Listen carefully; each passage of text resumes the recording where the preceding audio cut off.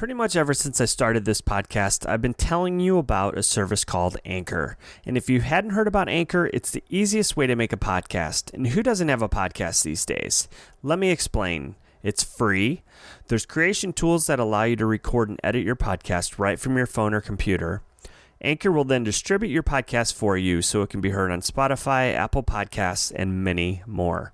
You can make money from your podcast with no minimum listenership. It's everything you truly need to make a podcast in one place. Here's what you need to do. Download the free Anchor app or go to anchor.fm to get started. Welcome to the 99% Loco Podcast.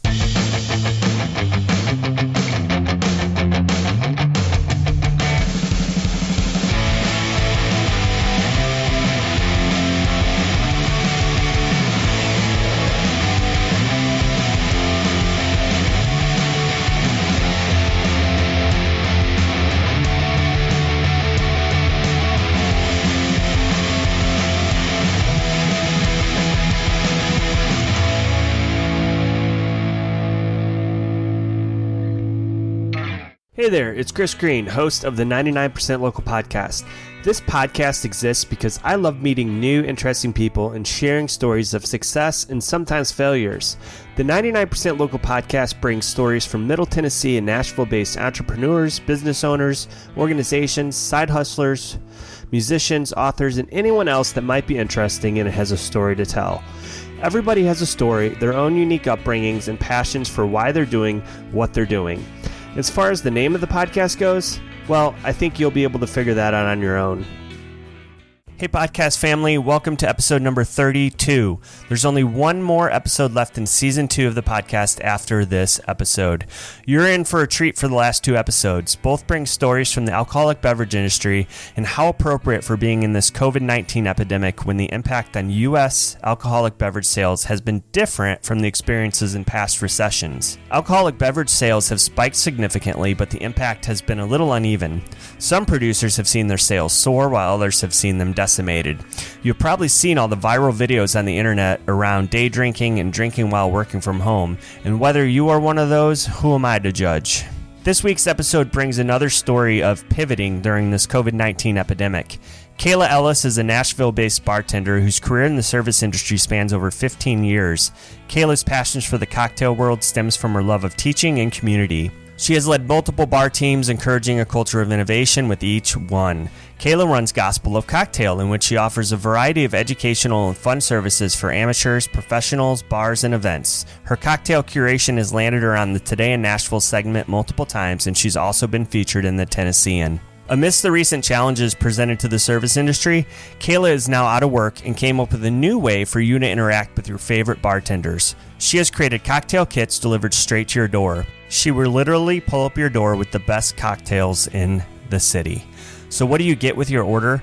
Besides specialty handmade cocktails from the best bartenders around, you'll have to listen to the episode to find out. Additionally, Kayla will create a Zoom webinar for enthusiasts to watch and learn how to make these unique concoctions alongside her. So basically, after you listen to this episode, gather up your neighbors, your block, your apartment complex, whoever, and order some cocktail kits and throw yourself a party hosted by Kayla herself. So let's get to it. Here is my conversation with Kayla Ellis, bar and spirit specialist and creator of Gospel of Cocktail.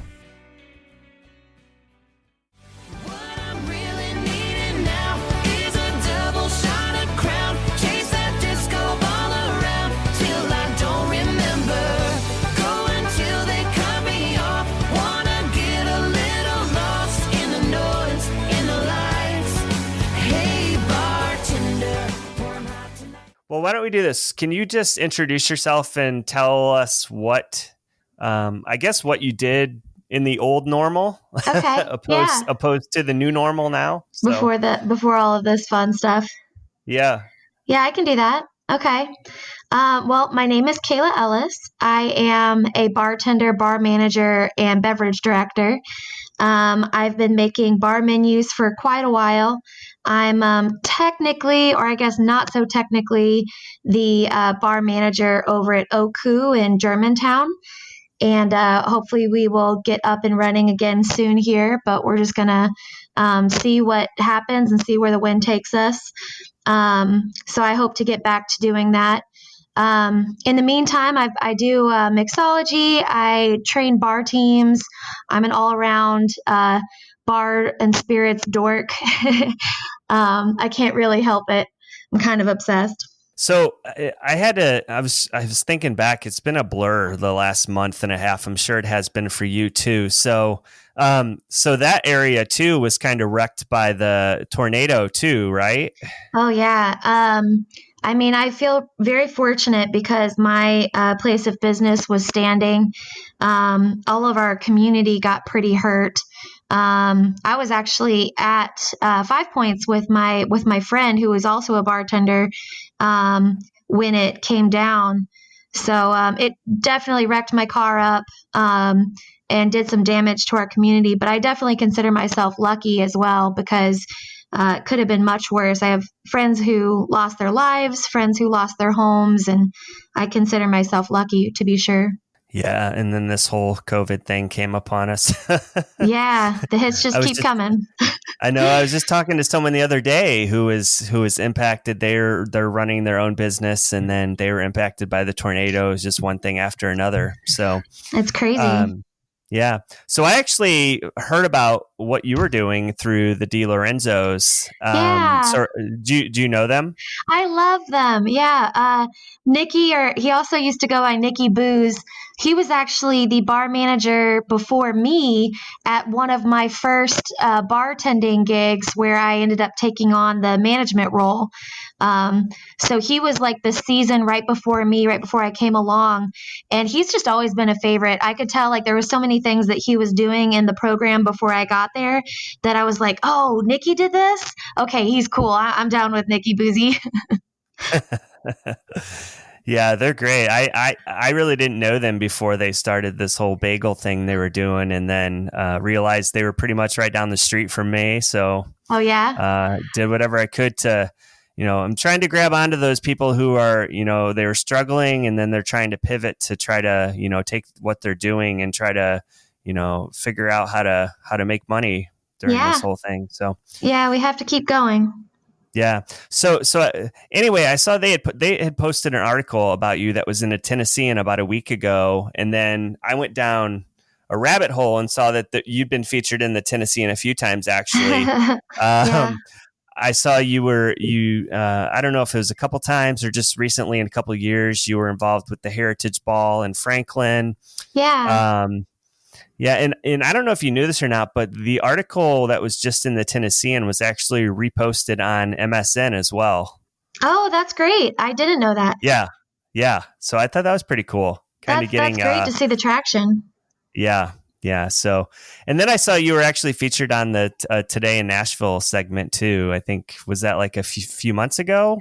Yeah, I love that show. I've actually been on that one a couple times too now. I think I might be up to like 4 or 5 with them.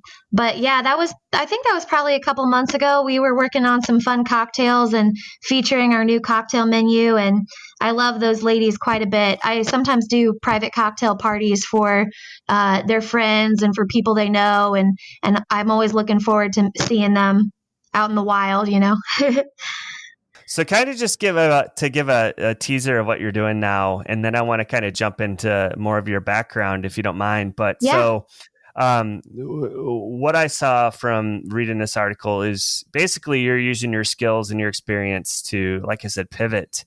And now you're creating these cocktail kits and delivering them to doorsteps, basically. Exactly. Yeah. Yeah. So we'll dive more into that. So, are you originally from the Nashville area? I was born in Arizona, but I claim Tennessee because I moved out here when I was probably 9 or 10 years old. And my family came out here. My mom was obsessed with Amy Grant and like the rolling green hills of Tennessee. When we were in Arizona, that was just a very opposite climate, obviously. So we came out here when I was pretty young, and I've moved around a little bit, but I've always come back to Tennessee. Over half my life definitely has been spent here in Tennessee. Yeah. So this is going forward quite a few years, but so how did you get into the beverage industry or getting an interest into that? I kind of fell into it. I was a teacher on and off for about 6 years total. I love teaching. I love education. I love learning. And the whole time that I was teaching, I was also in the service industry. At this point, I've been in the service industry for probably over 15 years. And I was just, my heart is to take care of people. You've got to take care of people. And this thing with the cocktail world is that there's always something to learn. There's always a story to be told, and there's always something to pass on to someone else. And so I started getting really into like the nerdy side of it and falling down that rabbit hole. It kind of started with craft beer and then craft whiskey. And then I had people here and there just tell me that I couldn't do it, who thought that I wasn't, the type of person that would be a good bartender because I'm fairly mild mannered and silly and goofy. And so then I'm extremely competitive. And so I decided that if you told me I couldn't do something, that was exactly what it would take to make me do it. And eventually I just kept honing in on my skills, learning as much as I could, and then trying to pour into other people's lives and seeing what you could do there with a team. And so then when I saw what I could do with teams and how I could, pour into other people's lives, that's when the addiction really set in. And I was like, oh, this is what I want to do. This is it. So I was reading another article, it may have been that same one, but it was talking about certifications and things that were specifically related to cocktail making, which I guess I didn't even know existed. But then, I'm in the IT industry, so I mean, of course, we have certifications too. So yeah, for sure. Kind of talk about that. Like, what kind of certifications are there? Well, I started off with basic mixology with a bar above, which they're incredible. They're definitely a program to look into, especially for bartenders who have time on their hands at this point. A bar above is awesome. Bar Smarts is incredible. That's a pretty well-known one. And so I started seeking out certification with them and just found that I could do it on the side here and there. And then it just became more easy to, like, once you master one thing, it's not that hard to fall in love with another topic, and they all kind of correlate with each other. So I sought out different classes and education programs for gin and then sherry and whiskey. I went and got my bourbon stewardship and, just kind of chased as many things as I could. I would say, though, that it's important to me to say that I'm a bartender first. And as a bartender, mixology is just a tool in my pocket. It's not, I don't necessarily call myself a mixologist. Sometimes that's kind of hoity-toity for people. But it's definitely a tool in my pocket. For me, a bartender is just someone who gets the job done. And mixology is just one of my tools that help me do it well. Take me back to March 3rd. That's kind of when the tornado came through the area. And I think close or shortly around there. See, like I said, it's all a blur. Yeah. I think it was like a week or 2 weeks after that was when all the restaurants and bars were called to be closed. Somewhere around there. So, I mean, I've talked to several people who, just went into panic because they didn't know what else to do. And Nick DeLorenzo was one of those guys. Mm-hmm. He shared his story and just, what went across your mind? Did you think you would be able to, come out of this, or did you know that you weren't going to be able to continue working? Temporarily, I really, and I still don't know. I don't know. I didn't know. I think that there's a lot of questions we all still have.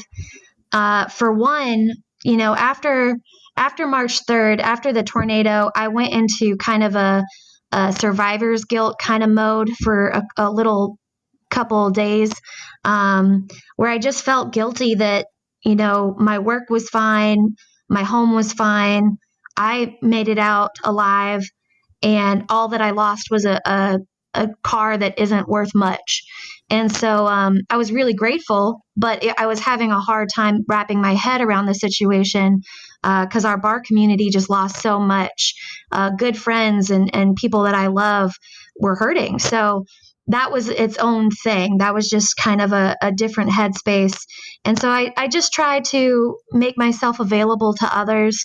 That's always been a good survival technique for me, is that if I'm taking care of others, I have some direction, I have some focus.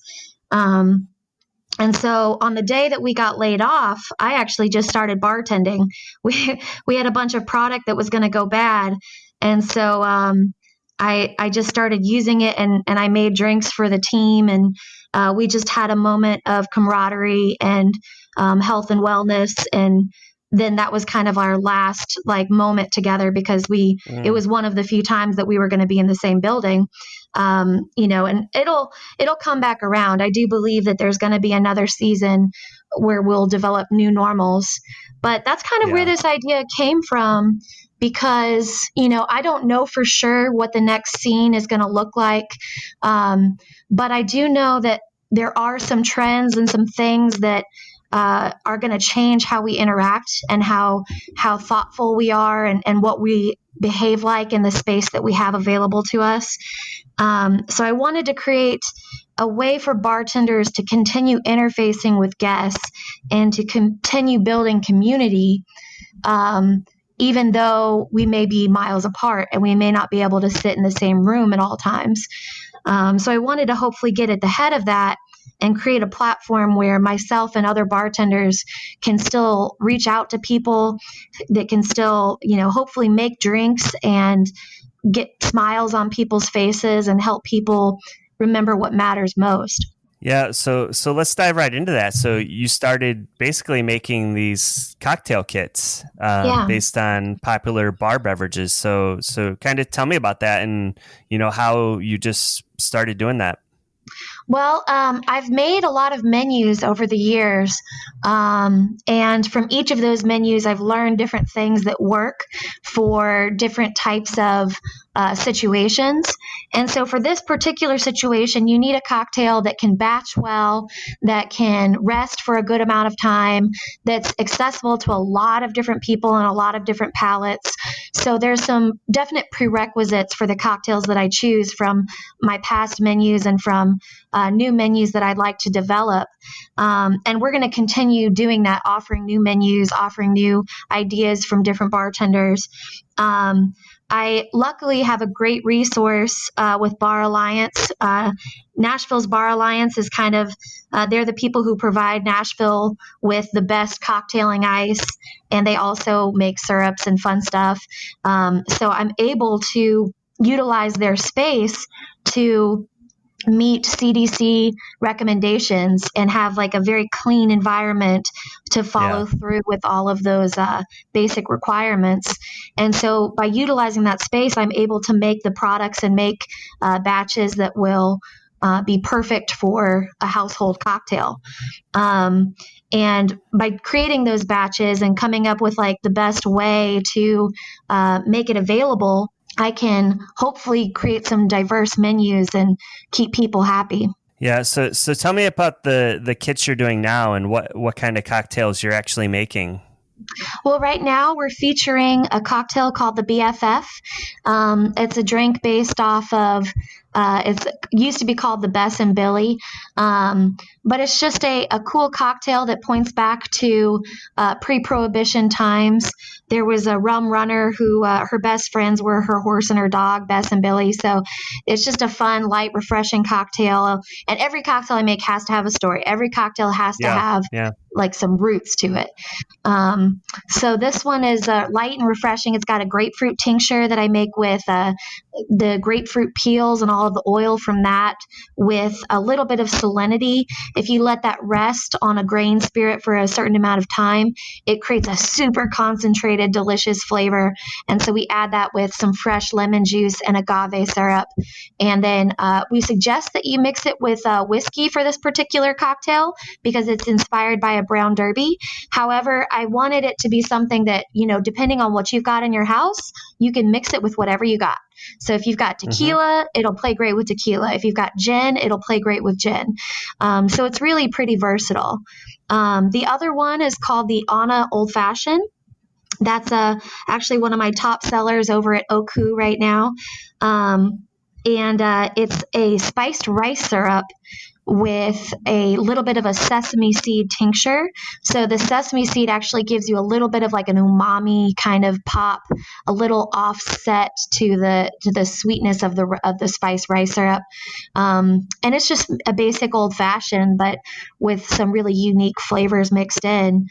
Those are the top two. However, right now I'm working on a mint syrup, so we can have my version of a mint julep, and it can also be utilized in mojitos, but it'll be kind of my play on that.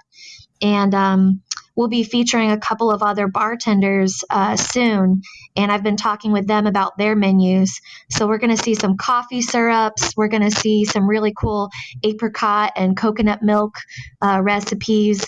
So lots of really cool flavors that are fun yet accessible and easy for you guys to play with at home. Yeah, that sounds definitely better than my homemade margaritas that I've been making. Hey, there's nothing wrong with those either. Yeah. So what do people get in these kits? Do they get everything they need except for the liquor, correct? Yeah. And I'm happy to help people out with that too. So if they want to email me, I can help them find what they need when it comes to the right liquor. I definitely want to make sure that, like, legally I'm not making any money off of the liquor or anything like that. People need to know Sure. that that's how it works. But yeah, the drink is already diluted. It's as if a bartender shook it on ice and made it perfectly ready to go. It comes with this gorgeous cocktailing ice that's, completely clear. It's beautifully shaped so that it has the minimum amount of surface area, because the more surface area, the more diluted and watery your cocktail is going to get. So this way it's going to make your cocktail last a really long time, but get the maximum amount of chill. Yeah, so it looks like these kits are about $65. It looks like you're saying you get about 16 craft cocktails out of those. So it sounds like it would be perfect for a party. Yeah, it's a good deal. I mean, I will say this too. I like to tell people it's more like 12 to 16, because that 16 number really depends on the type of glassware you're using.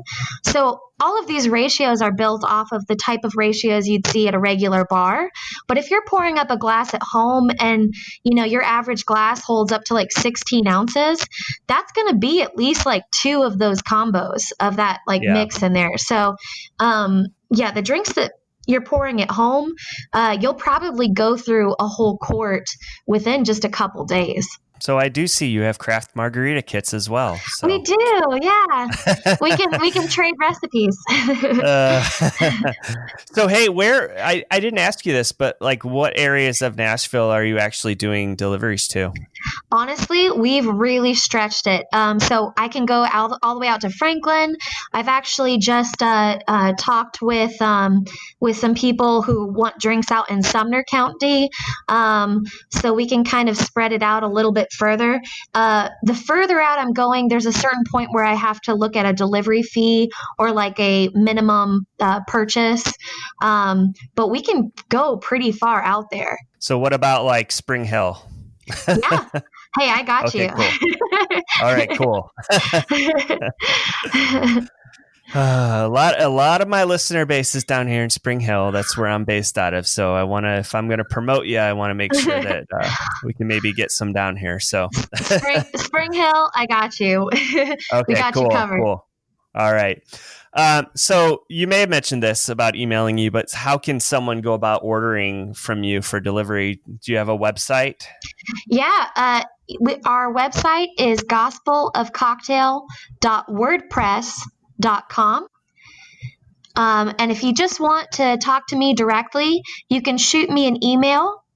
It's going to be Kadellis. That's KADELLIS @gmail.com. Okay, great. So is there a story behind the Gospel of Cocktail? Yeah. So Prohibition times, I love talking about this. This always makes me so happy. in Prohibition times, we ran into a lot of problematic ways to deal with alcohol. This is a lesson in life, not just for spirits, but they pushed back anything that you keep a secret. That's usually what grows in your life. And anything you show for the world to see, that's usually what gets diminished. Well, when spirits went into the underground world and we went into kind of more of like the speakeasy style bartending, people didn't learn how to appreciate their spirits. They just were drinking what they could. And I don't know about you, but when I was in college, I didn't learn how to drink. I learned how to get drunk. Right. And so the whole gospel of cocktail, the idea of that is just, I wanted to undo the evils of the prohibition. Hopefully that will allow people to kind of get around the different issues that they had. I honestly believe that the reason a lot of people dislike gin or dislike certain tequilas or dislike certain whiskeys, it's frequently because they got hurt before. And, if I can do anything, I'd like to open that door up to help people enjoy something and be able to rewire their neurological experience with that spirit and hopefully get to a place where they don't feel like it's always tied to a bad memory or a bad experience. And just get to the heart of what community is about. Get back to the heart and the idea of drinking is, you're tasting a whole life of story. You're tasting a whole life of families and communities that had to beat the odds in order to exist. Every spirit has a story like that where they were almost wiped off the face of the earth. They couldn't exist. They couldn't make money. And if anything, I've learned from the Prohibition era that you've got to keep going.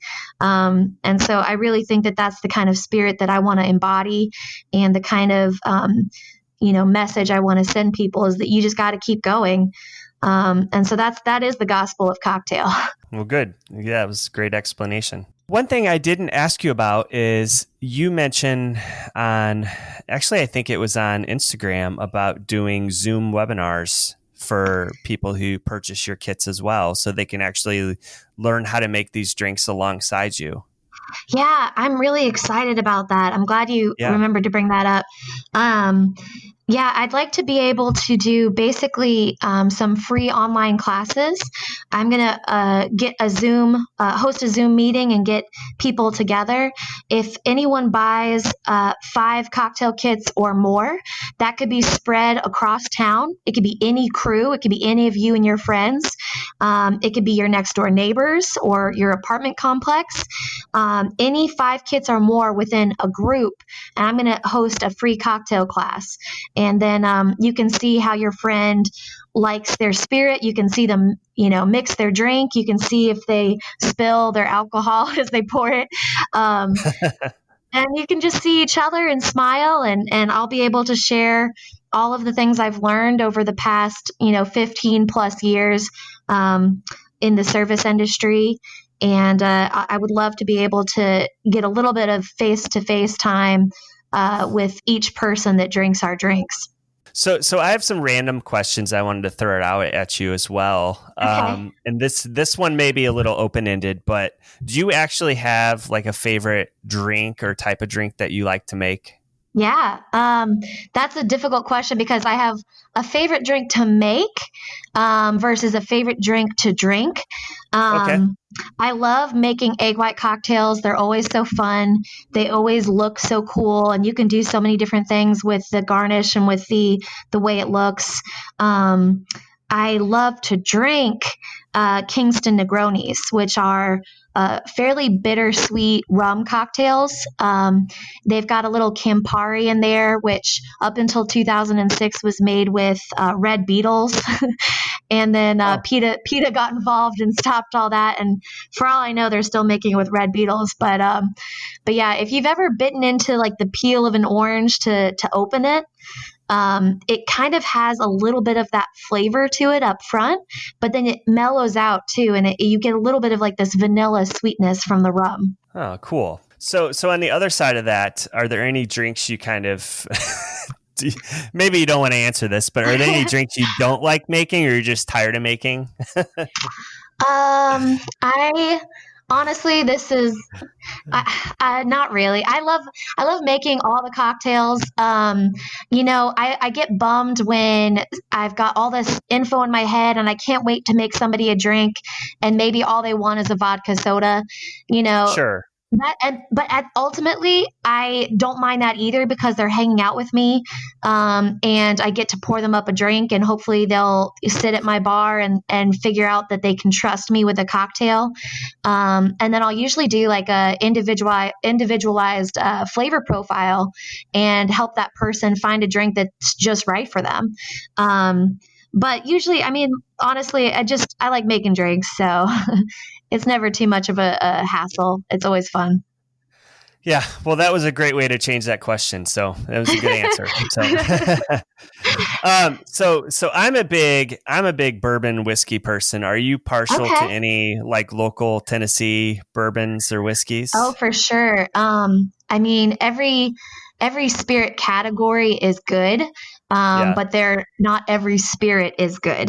So, I love Uncle Nearest. Uncle Nearest is incredible. They're doing great things. They've got a beautiful story, and they're coming out with some really cool products. I also really enjoy George Dickel. George Dickel is another Tennessee product that is doing a really good job. My friend Heath Clark makes some great spirits. He has, if you've heard of H. Clark, he makes gin and whiskey, and he's phenomenal. He is really doing a good job with his products, and his family is so sweet. I'm trying to think more local stuff. Davidson has some good stuff. Belle Meade is really doing some cool stuff. Belle Meade just came out with their own Tennessee whiskey just a little bit earlier, probably about, I would say like 6 months ago. But as far as like the rest of the market is concerned, a lot of people don't know it's out there. What's cool about that is that there has been such a short supply of variety for Tennessee whiskeys. There's been Jack Daniels, and then a lot of people can't really list too many more. So for Belle Meade to make their Tennessee whiskey, and it's all their own juice, it's all their own product, that's pretty incredible to see another beautiful Tennessee whiskey hit the market. Yeah, and I'm not going to lie. I actually, Uncle Nearest is up there as my favorite. It was actually the first one I had when we moved here a couple years ago. And then George Dickel too actually is on my list. And then of course I don't think you can ever go wrong with Jack Daniels. So, but you mentioned H. Clark. They're actually right down the road from us. And I actually have not been there yet. So They're right down the road in Thompson Station. Yeah. So yeah. So Heath is I'll have to awesome. check that out. Yeah, I don't know if they're doing anything right now. I'll have to check that out. But yeah, their gin is just so easy to drink. If you like whiskey, they've got some really cool types of options. I remember he was doing like a beer malt for a while that had like a coffee. I believe it was like a coffee beer malt. So it was like a malted beer. A malted whiskey almost. And it was really fun to play with in cocktails because you could do some really fun stuff and get some cool flavors out of it. Cool. And I'll have to check out the Belle Meade too. So yeah, they're incredible. The Nelson brothers are super sweet. Yeah. Well, awesome. I didn't know there was this much great whiskey in Tennessee. It is the South. So, well, hang out with me, and I'll show you all the whiskeys. There's lots of fun paths to cross. Yeah. So getting close to wrapping up here. I don't want to take up too much more of your time, but I saw you were co-hosting a couple podcasts, or at least we're dabbling in that a little bit. Yeah, I'm a big fan of Sailor Retro. She is a friend, and I'm very grateful to call her friend. So she runs Spirit of Rock, which is a pretty broad podcasting program. A lot of the things that they do is related to whiskey and music, and so I am a co-host on Pretty Good for a Girl. That's one of our shows. And then her and I do a show together called Love on the Rocks, which is just spirits. Pretty Good for a Girl. We just kind of talk about different people in the community who support women, who are just killing it in their field, who are rocking it. And that's a super fun one to be on. And then the other one is just cocktails. I'll have to check those out. I know they're probably geared towards women, but You'll love it. You'll see right away that it's for everybody. Yeah. So another thing, I was kind of doing some Facebook stalking, which I do before my interviews. But so I saw you had posted a video of Victor Wooten. So I'd have to ask, are you actually a bass player or just a fan of the Wootens? So I used to, what I taught was music. That was what I taught for 6 years. And I mean, I taught other things too. I substituted like Spanish and stuff, but music is like a huge obsession and a love for me. I especially like voice lessons is something I used to teach, but Victor Wooten is just like a hero of mine. I actually got to see him once, just like passing by, and I totally geeked out. I totally spat because I'm just a huge fan of his. But I play a couple instruments. The bass is not one of them, but I like to admire. Okay, yeah, I think all the Wooten brothers pretty much live around Nashville area. I know. And I never get to see them. I actually, one of the teachers that I worked with, he was a gymnast instructor, and he actually led Victor Wooten's kids in gymnastics. So I feel like I've always been close, but just not close enough to actually like get in there and like make his acquaintance.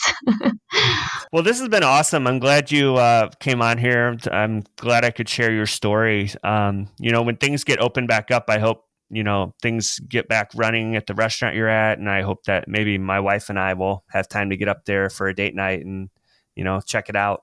Oh, that would be awesome. Thank you so much for doing this. I really think it's a cool thing to recognize people in the community. I'm super appreciative of it. And yeah, definitely when you guys get a chance, when we're back open, we got you. You got the hookup. Well, awesome. And I'll keep spreading the word about what you're doing. Thank you. Yeah, get that gospel going. Well, if that discussion got you thirsty and you're ready to give Kayla a shout, drop her an email at KADELLIS, that's KADallas@gmail.com, or head to her website, which is gospelofcocktail.wordpress.com. Before we close out, as always, you can reach out to me via email at 99percentlocalpod@gmail.com. I'm also on Facebook and Instagram at 99percentlocalpod. Until next week, stay safe and stay healthy.